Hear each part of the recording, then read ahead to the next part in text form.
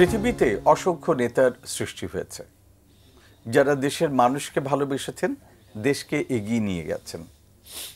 কিন্তু তেমন নেতা এই পৃথিবীতে অত্যন্ত বিরল, যারা অস্ত্র হাতে দেশকে মুক্ত করেছেন। তাদের দলের ভালোবাসা তো পেয়েছেনই, একই সাথে বিরোধী পক্ষেরও ভালোবাসায় সিক্ত হয়েছেন। জনগণ তাকে ভালোবেসেছে অপার। অসীম ভালোবাসা দিয়ে বাংলাদেশের মানুষ তাকে গ্রহণ করে নিয়েছে। দেশকে মুক্তিযুদ্ধে এগিয়ে নিয়ে যেতে তিনি যেমন সাহায্য করেছেন, একইভাবে আমাদের বাংলাদেশের নগর পিতা হিসেবে দায়িত্ব নিয়ে এই নগরকে তিনি করে তুলেছেন আধুনিক। তিনি সব মানুষের নেতা, তিনি সবার কাছে গ্রহণযোগ্য, তিনি সবার ভালোবাসার মানুষ। তিনি একজন সাদেক হোসেন খোকা। আজ জনাব সাদেক হোসেন খোকার ষষ্ঠ মৃত্যুবার্ষিকী। বাংলা ভিশন টিভিতে আমরা আজ তার ষষ্ঠ মৃত্যুবার্ষিকীতে তার প্রতি জানাই আমাদের গভীর শ্রদ্ধা। জনাব সাদেক হোসেন খোকা কেমন করে এমন একজন নেতা হয়ে উঠলেন যাকে সব ধরনের মানুষ ভালোবাসে? শ্রমিক থেকে শুরু করে, কৃষক থেকে শুরু করে, দেশের মানুষ, নগরের মানুষ, আধুনিক মানুষ, বিরোধী পক্ষের মানুষ। কোন জাদু বলে তিনি সবার হৃদয় জয় করেছিলেন? আজ সেই কথা শুনবো, সেই গল্প শুনবো, এবং সেটি শুনবার জন্য আজ আমাদের স্টুডিওতে আমরা আমন্ত্রণ জানিয়েছি তিনজন বিশিষ্ট অতিথিকে। আমাদের সাথে আছেন প্রফেসর ডক্টর মাহবুবুল্লাহ, অর্থনৈতিক বিশ্লেষক এবং রাজনীতি বিশ্লেষক। আছেন বিএনপি চেয়ারপারসনের উপদেষ্টা, বীর মুক্তিযোদ্ধা জনাব আব্দুস সালাম, এবং আমাদের সাথে রয়েছেন জাতীয়তাবাদী মুক্তিযোদ্ধা দলের সভাপতি ইশতিয়াক আজিজ উলফাত। তিনি সেক্টর 2-এ যুদ্ধ করেছেন কাঁধে কাঁধ মিলিয়ে। আপনাদের তিনজনকেই স্বাগত জানাই। প্রথমে ডক্টর মাহবুবুল্লাহ, আপনার কাছে আসতে চাই, যে প্রশ্নটা শুরুতেই করছিলাম, যে কোন জাদু বলে জনাব সাদেক হোসেন খোকা সবার ভালোবাসার পাত্র হয়েছিলেন? আপনি কি বলবেন? সবার ভালোবাসা সব মানুষ পায় না, যারা পায় তারা খুব ব্যতিক্রম ধরনের মানুষ। সেই দিক থেকে জনাব সাদেক হোসেন খোকা ছিলেন একজন গণজন্মা পুরুষ, এবং তিনি নিজে তার যে অবস্থান ইতিহাসে তার যে ঠাঁই, সেটা তিনি নিজেই তৈরি করে গিয়েছিলেন। 1971-এ মুক্তিযুদ্ধে অংশগ্রহণ করে বীরত্বের সঙ্গে লড়াই করে তিনি মানুষের মনে, মানুষের হৃদয়ে একটা চিরস্থায়ী আসন স্থাপন করতে পেরেছিলেন। তারও আগে তিনি ছিলেন একজন প্রগতিশীল ছাত্র নেতা। 69-এর গণ অভ্যুত্থানে অংশগ্রহণ করেছেন। বয়সে তিনি আমার জুনিয়র হলেও, এবং সেই সময় আমি ছাত্র ইউনিয়নের সাধারণ সম্পাদক থাকা হলেও, তারা কর্মী হিসেবে এই আন্দোলনে যোগ দিয়েছেন। এবং আমাদের দেশে যেটা হয়, সাধারণত রাজনীতির বৃহত্তর পরিমণ্ডলে যারা আসেন তারা ছাত্র রাজনীতির মধ্য দিয়ে আসেন, এবং সাদেক হোসেন খোকা তার ব্যতিক্রম নয়। তিনি ছিলেন খুব প্রগতিশীল চিন্তার মানুষ, সামনের দিকে এগিয়ে যাওয়ার মানুষ। 1991 সালে তিনি যখন জাতীয় নির্বাচনে পার্লামেন্টের সদস্য নির্বাচিত হলেন ঢাকা থেকে, এবং তারপর তিনি মন্ত্রীও হলেন, সম্ভবত যুব ক্রীড়া মন্ত্রী ছিলেন। তো আমি তখন চট্টগ্রাম বিশ্ববিদ্যালয়ে অধ্যাপনা করি অর্থনীতিতে। ঢাকায় এসেছিলাম। আসার পর কেউ আমাকে বলল যে চলুন তরুণ নেতা সাদেক হোসেন খোকার দপ্তরে চলুন, তার সঙ্গে কিছু কথাবার্তা বলা যাবে। খোকা ইতিমধ্যেই সপ্তাশ্চর্যের একটা আশ্চর্য তৈরি করেছিলেন। সেটা হলো, তার নির্বাচনী এলাকা থেকে একই সঙ্গে তাকে প্রতিদ্বন্দ্বিতা করতে হয়েছে শেখ হাসিনার সঙ্গে। শেখ হাসিনা একটা বড় রাজনৈতিক দল, আওয়ামী লীগের নেত্রী। সেই নেত্রীকে তিনি নির্বাচনে পরাজিত করেছেন। সুতরাং তার একটা আলাদা গুরুত্ব ছিল, আলাদা মহিমা ছিল, আলাদা ঔজ্জ্বল্য ছিল, যেটা অস্বীকার করা যায় না। তো সেই সাক্ষাৎকারে তিনি অনেক কথা বললেন, তবে সবচেয়ে গুরুত্বপূর্ণ যে প্রশ্নটি তিনি আমাকে করেছিলেন যে আমি জামাতে ইসলামের ভূমিকা সম্পর্কে কি মনে করি। এখন আমার ঠিক মনে নাই আমি কি বলেছিলাম, তবে এইটুকু বুঝেছিলাম সাদেক হোসেন খোকা মুক্তিযোদ্ধা হিসেবে জামাত ইসলামীকে নিয়ে হয়তো মনে মনে কিছুটা অস্বস্তি বোধ করতেন, যদিও তার এই দলটার প্রতি তার কোনো ওইভাবে বিদ্বেষ বা অসূয়া ছিল না, এবং তাদের সঙ্গে এক টেবিলে বসে কথা বলতে, এক টেবিলে বসে চা পান করতে তার অসুবিধা হয়নি। তিনি মেয়র ছিলেন, মেয়র হিসেবেও তিনি অনেক কাজ করেছেন যেগুলো খুব ব্যতিক্রমধর্মী কাজ। যেমন তিনি ঢাকার কিছু সড়কের নাম সেক্টর কমান্ডারদের নামে করেছেন, এটা আগে কেউ কল্পনা করেনি। এমনকি মুক্তিযুদ্ধের নামে যে দল রাজনীতি করে আওয়ামী লীগ, আওয়ামী লীগের কোনো মেয়রও, আওয়ামী লীগ সমর্থক কোনো মেয়রও যে ঢাকার রাজপথগুলো মুক্তিযুদ্ধের সেক্টর কমান্ডারদের নামে করা যায় এটা চিন্তা করেনি, তাহলে চিন্তার মধ্যে আসেনি।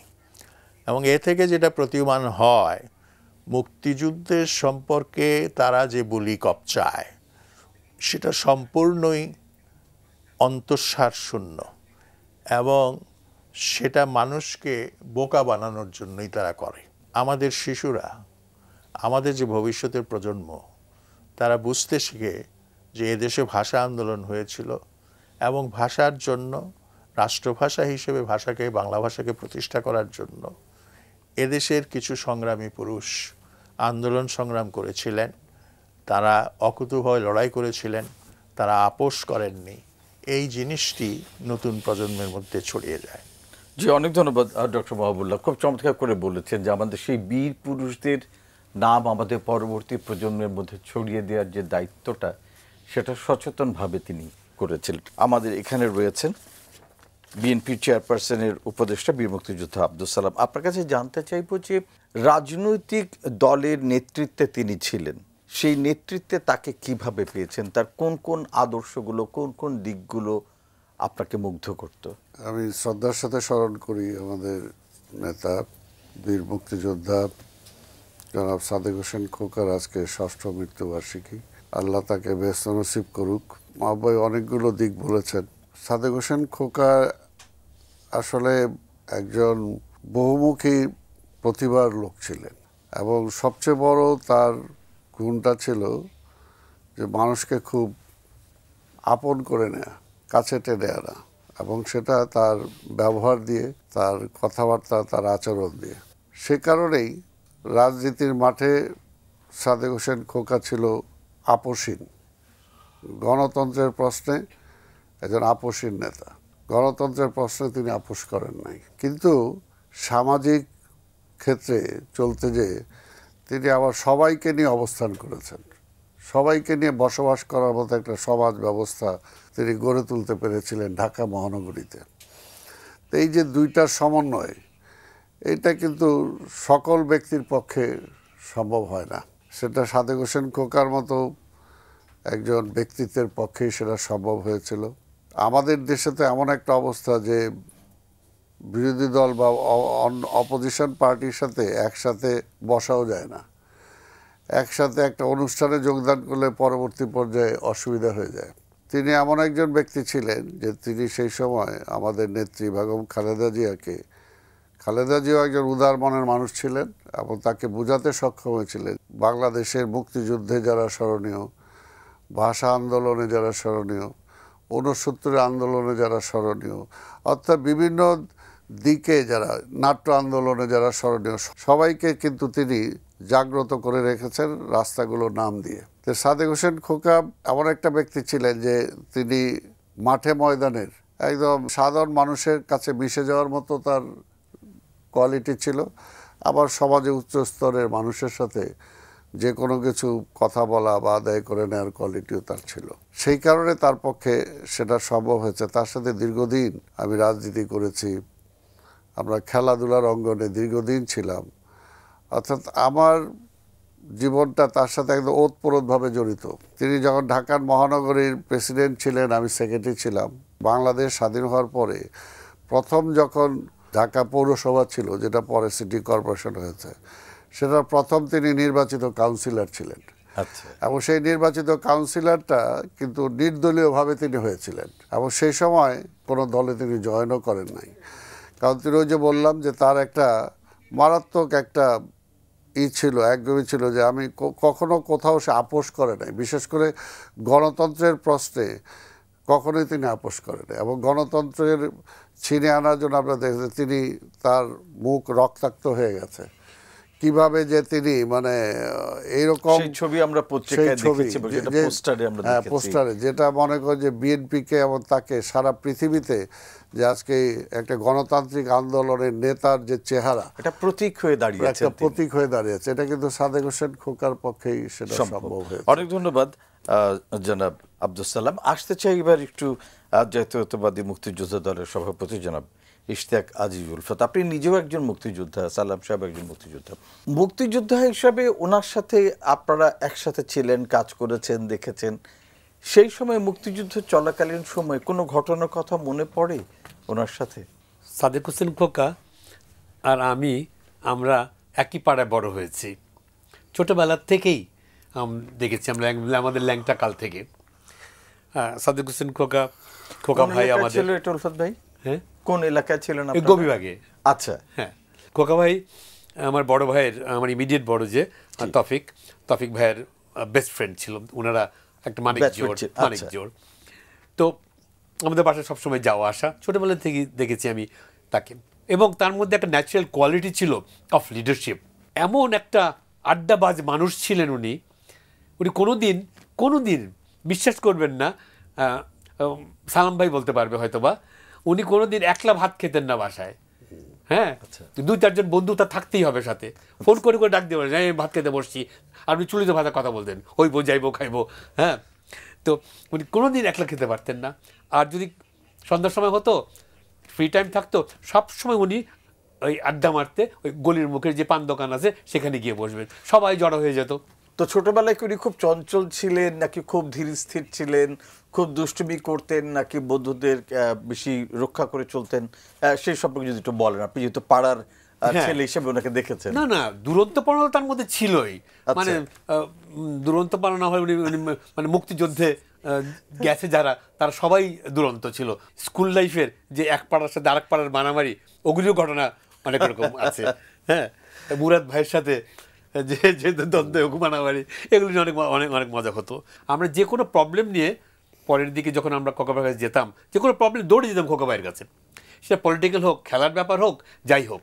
তো খোকা ভাই ধীর স্থির করে শুনতেন, এবং উনি খুব অল্প কথা বলতেন, শুনতেন অনেক বেশি। আর উনি মুরব্বীদের ভীষণ শ্রদ্ধা করতেন। ওনার attitude to the elders was at another level. তার সামনে দাঁড়িয়ে ওর কথা বলবেন, দিয়ে হয়ে থাকবেন। হ্যাঁ, সবসময় স্যার বলবেন।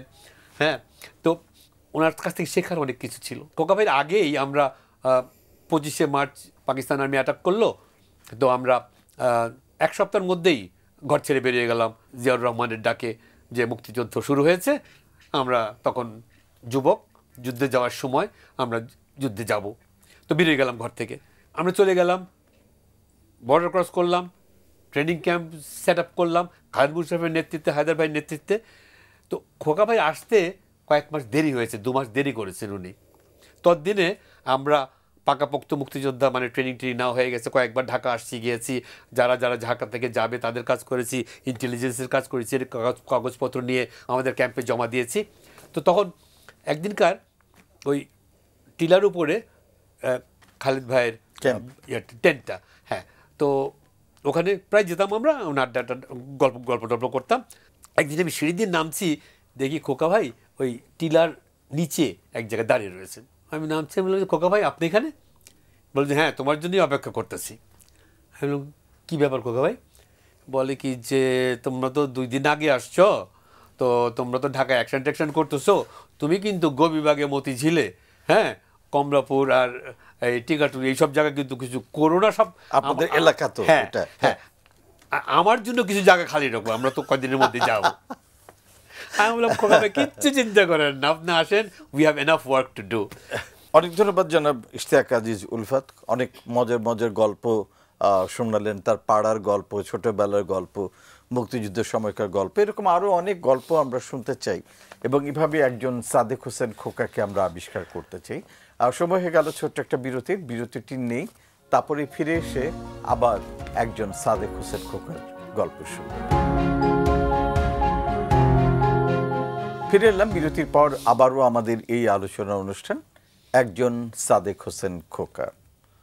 সর্বজন প্রিয়, সর্বজন গ্রহণযোগ্য এই মানুষ জনাব সাদেক হোসেন খোকা। আপামর সব ধরনের মানুষের কাছেই তিনি ছিলেন শ্রদ্ধার পাত্র।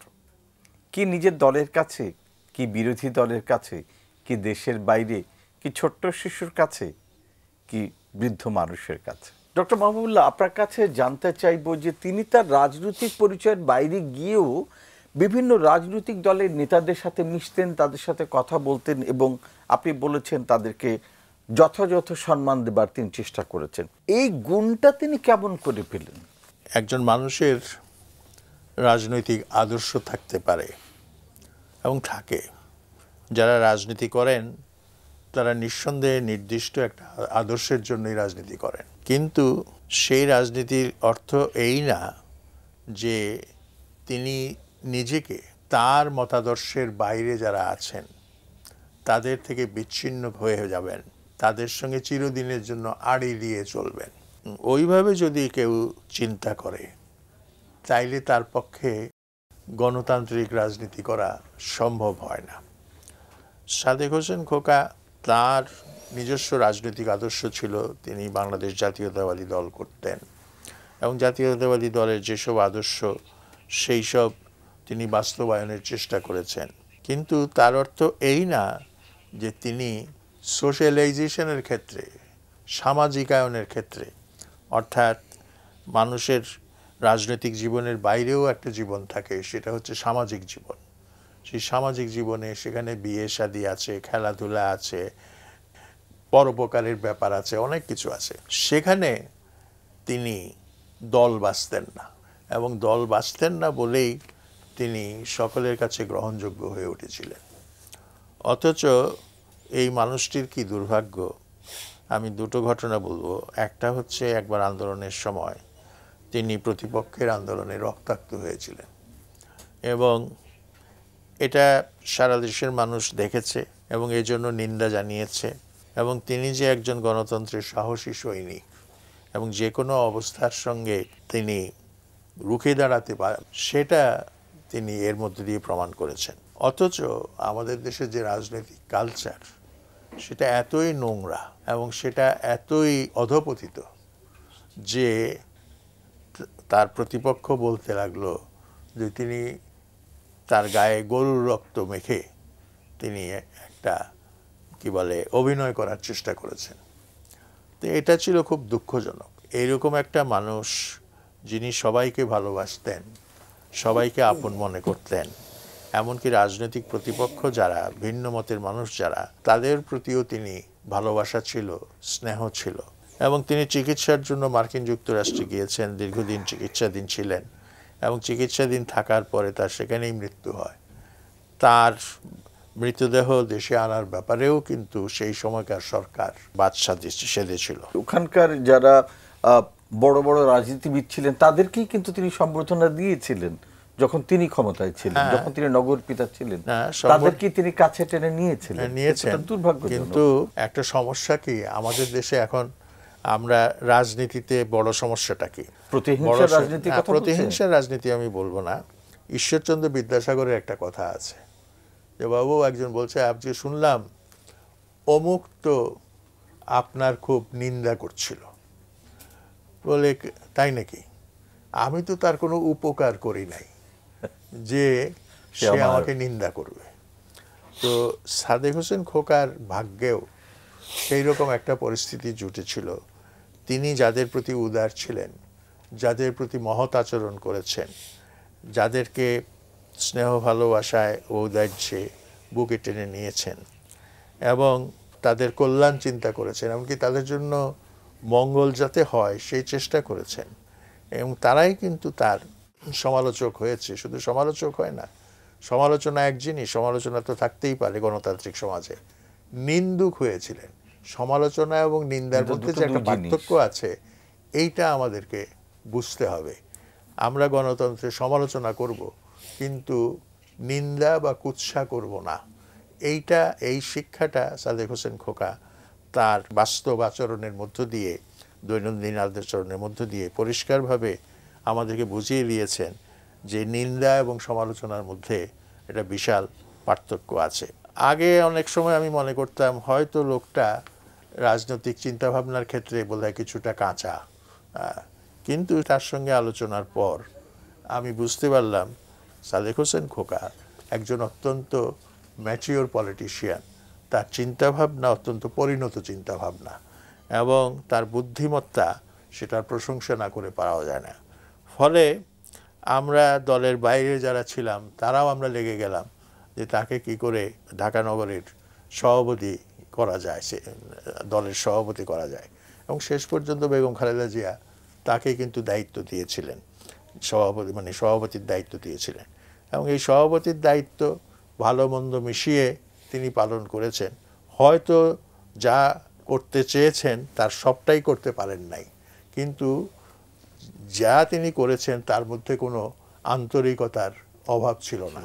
সেটাই হচ্ছে তার সবচেয়ে বড় গুণ, এবং সে কারণেই বোধহয় তিনি ইতিহাসে উত্তীর্ণ হয়ে যাবেন। তিনি যেটুকু করেছেন সেটা জাতির ইতিহাসে অম্লানভাবে লিখিত থাকবে, এবং সাদেক হোসেন খোকা অমর হবেন। বাহ, কি চমৎকার করে বললেন ডক্টর মাহবুবুল্লাহ। আমি একটু আসতে চাই বিএনপি চেয়ারপারসন উপদেষ্টা জনাব আব্দুস সালামের কাছে। আপনার কাছে জানতে চাইব যে জনাব সাদেক হোসেন খোকার এই যে জীবন আদর্শ, এই যে সততা, তার যে নিষ্ঠা এবং সময়ের চাইতে এগিয়ে থাকার এই যে বিষয়গুলো নতুন প্রজন্মের কাছে আমরা কি করে পৌঁছে দিতে পারি? আজকের রাজনীতিতে তো সবচেয়ে বড় অভাব সেটাই, যে আজকে রাজনীতির যে চর্চাটা যেভাবে হওয়া দরকার আজকে সেইভাবে রাজনীতির চর্চাটা নাই। দীর্ঘ 17 বছরে তো রাজনীতি একেবারে অনুপস্থিত ছিল, তো সেই কারণে আজকের এই অবস্থা হয়েছে। তবে রাজনীতির চর্চা ছাড়া কোনোভাবেই আমরা সামনের দিকে এগোতে সক্ষম হব না। সাদেক হোসেন খোকা একজন যেমনি গণতান্ত্রিক রাজনৈতিক নেতা ছিলেন, সেমনি তার চিন্তা চেতনা সবসময় একটা প্রগতিশীল চিন্তাভাবনা ছিল। কারণ প্রগতিশীল চিন্তাভাবনা ছাড়া সামনের দিকে এগিয়ে যাওয়া সম্ভব না। তো সেই কারণে ভবিষ্যৎ প্রজন্মের নেতারা অবশ্যই সেটা ফলো করবে। ওই যে বললাম যে সাদেক হোসেন খোকার ওই ছবি যেমনি আমাদেরকে অনুপ্রেরণা দেয়, ঠিক তেমনি তার সেই রক্ত নিয়ে কটাক্ষ করেছে আওয়ামী লীগের সরকারের স্বরাষ্ট্রমন্ত্রী ছিল। এবং আরেকটা সৌভাগ্য বা দুর্ভাগ্য কার বলবো না, তিনি আবার সাদেক হোসেন খোকাকে দেখতে গিয়েছিলেন হসপিটালে এবং অনুশোচনা জানানোর জন্য, কিন্তু সাদেক হোসেন খোকাকে সে চিনতে পারে নাই। সাদেক হোসেন খোকাকে চিনেছে যাওয়ার পরে, যখন তার মুখের উপরে দরজাটা বন্ধ করে দিয়েছে সাদেক হোসেন খোকা। এই যে একটা সাহসী যে বীর পুরুষ, সেদিন কিন্তু সে একটা মন্ত্রী, তখন তার মুখের উপরে সে যখন বারডেমের হসপিটালে ছিল সেখানে সেই তার ক্যাবিনেট দরজা তার মুখের উপরে বন্ধ করে দিয়েছে যাতে সে ঢুকতে পারেনি তার রুমে। তো কাজে এই যে সাহসিকতাটা কিন্তু ছিল। অর্থাৎ একটা নেতার যে গুণাবলী যেগুলো থাকা দরকার, তার মধ্যে প্রত্যেকটা গুণাবলী তার মধ্যে ছিল। এবং তার মধ্যে দিয়ে যেটা আমি বলবো যে আজকে মাওলা যেটা বলবে যে না, অবশ্যই সাদেক হোসেন খোকার নেতৃত্বে আমরা সফল হয়েছি। দেখেন 111-এর মধ্য দিয়ে তো অনেক রাজনৈতিক নেতাদের অনেক কিছু হয়েছে, কিন্তু সেই সময় অনেক চেষ্টা করার পরে কিন্তু সাদেক হোসেন খোকার কিছু হয়নি। এটার জন্য আমি তাকে বলতাম যে এটা যে মানুষের উনি এত উপকার করেছেন যেটা আজকে হিসাবে বলা যাবে না। যেখানেই কোনো মানুষ কোনো অভাবে পড়েছে তার পাশে তিনি যেয়ে দাঁড়িয়েছেন। দলের অনেক নেতা আছে যাদের চিকিৎসার করার মতো আর্থিক সঙ্গতি ছিল না, কিন্তু খালি ম্যাডাম হয়তো বলছে খোকা ওইটা একটু দেখা দরকার। দ্বিতীয়বার আর তাকে বলতে হয় নাই। সাদেক হোসেন খোকার যে নির্বাচনী এলাকা ছিল, পার্লামেন্টের যে নির্বাচনী এলাকাটা ছিল, সে এলাকার এমন কোনো বাড়িঘর নাই যে কেউ মারা গেলে সাদেক হোসেন খোকা সেখানে যায় নাই। কোনো মিলাদে, সেটা কোনো দল টল না, অর্থাৎ জনগণের কাছে। তো এই জন্য পুরনো ঢাকায় বা আজকে সারা ঢাকা শহরে আজকে সে যে একটাই ছিল, এই কারণে কিন্তু আমরা দেখেন সেই সময় 91-এ আমরা তাকে নিয়ে জয়লাভ করেছি। এর পরবর্তী পর্যায়ে আবার যখন ঢাকা শহরে এর পরের নির্বাচনে অন্য কোনো সিট আমরা পাইনি, কিন্তু সাদেক হোসেন খোকার সিটটা কিন্তু আমরা এককভাবে ঢাকা শহরে অন্য কোনো সিট আমরা পাইনি, সাদেক হোসেন খোকার সিটটা আমরা পেয়েছিলাম। তো সেই কারণে কিন্তু ম্যাডামও তাকে সেভাবে মূল্যায়িত করেছে। ঢাকার কারিশমা ছিল, ভালোবাসা ছিল, আমার দলমত নির্বিশেষে সবার কাছে একটা গ্রহণযোগ্য একটা মানুষ ছিল। সাদেক হোসেন খোকার প্রতি শ্রদ্ধা জানাই, আল্লাহ তাকে বেহেশত নসিব করুক। সাদেক হোসেন খোকার মতো একটা নেতা আজকে জাতীয় রাজনীতিতে বড় অভাব। আজকে আমরা সেই অভাবটা ফিল করছি।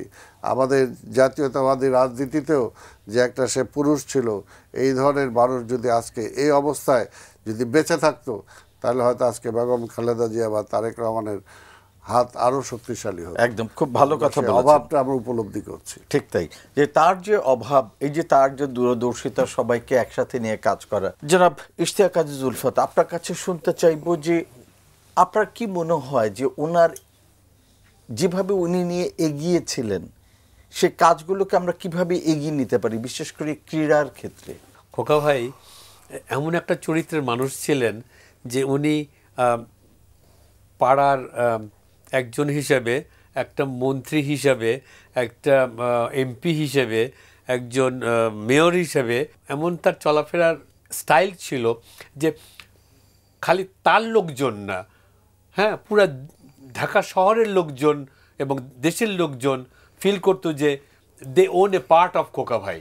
খোকা ভাইয়ের কাছে যাওয়ার একটা অধিকার সবার আছে, এবং ঠিক সেইভাবেই উনি রেসিপ্রোকেট করতেন। সবার প্রতি ওনার একটা নজর ছিল, একটা কাউকে উনি খাটো করে দেখতেন না। এই যে একটা অনেস্টি অফ পারপাস, যে ওই যে দায়িত্বটা পেয়েছেন, ওনার ক্যারেক্টারের মধ্যে ছিল। তো এই উনি মুক্তিযোদ্ধা হিসাবে এসে কয়েকটা কি ফ্যান্টাস্টিক অপারেশনগুলো করলো। ওই পিআইবি ওখানে এক্সপ্লোসিভ দিয়ে উড়িয়ে দিল। তারপরে উনি ইলেকশন কমিশন, তখন সে শান্তিনগরে, সেটার মধ্যে সে অ্যাটাক করলো। পাকিস্তান এয়ারফোর্সের রিক্রুটিং সেন্টার পুরান ঢাকায় চাকরপুরের পাশে, হ্যাঁ, ওখানে প্লেন ছিল একটা, ওখানে আমরা ওই প্লেনটা দেখতে যেতাম। তো সেটা উড়িয়ে দিল অ্যাটাক করে। হ্যাঁ, এত সাহস নিয়ে উনি সাহসিকতা দেখালেন। খোকাভাই যখন ট্রিটমেন্টে আছেন আমেরিকায় ফর ফিউ ইয়ার্স, আমি প্রতি বছর একবার যেতাম খোকাভাইয়ের সাথে দেখা করতে। আমি যেতাম এমনি, কিন্তু খোকাভাইয়ের সাথে দেখা করাটা আমার একটা পারপাস ছিল সবসময়। আস্তে আস্তে ওনার শরীর খারাপ হতে লাগলো। তো প্রত্যেক বছর উনি বলতেন তোমার সাথে দেখা হবে কিনা সামনের বছর, তো আমি জানি না। শেষের দিকে খোকাভাই আমাকে বলছে ডাক দিয়ে, যে উনি জানতেন যে আমার সাথে ওই বিগত ফ্যাসিস্ট সরকারের ফ্যাসিস্ট আইনমন্ত্রী রাসপুটিন অফ বাংলাদেশ, তার সাথে আমার একটা সম্পর্ক ছিল। তো বলতেন যে তুমি ওকে বলো আমি জানি আমার শেষ নিঃশ্বাসটা আমি যদি বাংলাদেশে গিয়ে ত্যাগ করতে নিতে পারি। আমি আইনমন্ত্রীকে বললাম যে আমাকে খোকা ভাই রিকোয়েস্ট করেছে আপনি শেখ হাসিনাকে বলেন যে যাতে উনি দেশে ফিরতে পারেন, ওনার শেষ নিঃশ্বাসটা এই দেশ ত্যাগ করতে পারেন। উনি বলতেন যে আমি কি আমার সেই গলির মধ্যে একবার হাঁটতে পারবো না? আমার বন্ধুরা কি একবার আমাকে দেখতে আসতে পারবে না? আমি কি সেই আমার পাড়ার টঙে গিয়ে আমি ওই টুলটার মধ্যে বসতে পারবো না? হ্যাঁ, আমার তো খুব ইচ্ছা করে। তো উনি কথা বলেছেন, আপনি একটু দেখেন। উনি ফেরোশাস হয়ে উঠলেন, উনি বিকট সমস্ত কথাবার্তা বললেন। I can't even repeat those things here. হ্যাঁ, এমন সব কথা বললেন যে we will not allow that. খোকাভাই শেষ নিঃশ্বাস ত্যাগ করলেন উনি নিউ ইয়র্কে। মুক্তিযোদ্ধা, দেশপ্রেমিক, মেয়র, এমপি, মিনিস্টার কি না ছিলেন, ক্রীড়াঙ্গনের একটা জ্বলন্ত প্রতীক। সেই নিঃশ্বাস ত্যাগ করলেন নিউ ইয়র্কে। উনি দেশে ফিরে আসবেন, আমাদেরকে খবর দেওয়া হলো যে উনি আসছেন, তোমরা এটা করো। আমি সালাম ভাই, আমরা তার বডি রিসিভ করলাম এয়ারপোর্টে, নিয়ে গেলাম শহীদ মিনারে। কি যে ভালোবাসা, কি যে প্রেম, কি যে শ্রদ্ধাবোধ দেখিয়েছে। এতে তার দেশে আসতে না দেওয়াটা কোথায় উড়ে গেছে। আমার সৌভাগ্য হয়েছিল যে তার শেষ সময়টাও আমি তার পাশে ছিলাম। নিউ ইয়র্কে আমি ছিলাম। আমরা এখানে ঢাকার বিমানবন্দরে নামার পরে বিমানবন্দর থেকে যে মানুষের যে ঢল, এই ঢল প্রথম যখন সংসদ ভবনে আসে, সংসদ ভবনে এমন কোনো রাজনৈতিক দল ছিল না যে দলের নেতারা সেখানে ছিল না, এবং সবার মুখে চোখের অশ্রু ছিল না। আওয়ামী লীগ বলি বা যত দলই বলি, সবাই সেখানে ছিল। তারপরে শহীদ মিনার থেকে পার্টি অফিস থেকে তার সেই ছবিগুলো আমরা দেখেছি। ছবিগুলো অর্থাৎ তার মানে আমরা দেখেছি। এই ঢাকার মানুষ যে সাদেক হোসেন খোকাকে ভালোবেসেছে, এটা কিন্তু সাদেক হোসেন খোকা দেখে যেতে পারে নাই, কিন্তু মানুষের মনের মধ্যে কিন্তু সে এখনো সেই স্থান করে আছে। অনেক ধন্যবাদ ডক্টর মাহবুবুল্লাহ, অনেক ধন্যবাদ জনাব উরফাদ, অনেক ধন্যবাদ জনাব আব্দুল সালাম।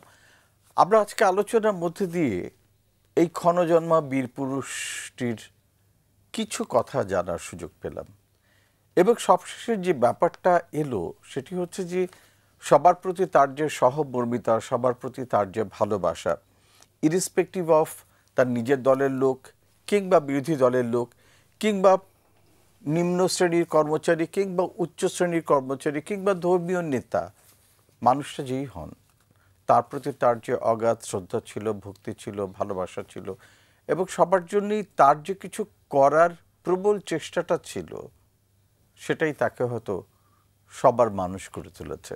সেজন্যই হয়তো তিনি সবার খোকা ভাই হয়ে উঠতে পেরেছেন। আর তাই তো বাংলাদেশের রাজধানীর বুকে তার আসনটি সবসময় পাকাপোক্ত ছিল, এবং তিনি সবার ভালোবাসার মানুষ হয়ে উঠেছিলেন।